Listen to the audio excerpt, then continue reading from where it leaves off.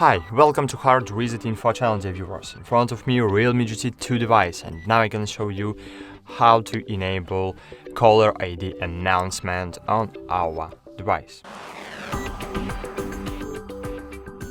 So, if you need to hear when you're in headsets who calls to you, if you need to hear it, so you need to enable caller ID announcement. Of course, you can enable caller ID announcement without headsets, so when someone will call to you, you will hear, but it's not to safety because if everyone here who calls you, it's maybe not too good idea.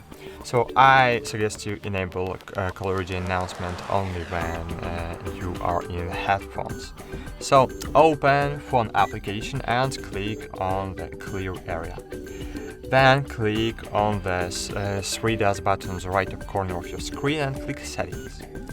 Then scroll down and find here caller ID announcement. Click on it, choose announce caller ID and click or always or only when using a headset. And great, that's it. Thanks for watching, like this video, subscribe to our channel and bye. See you.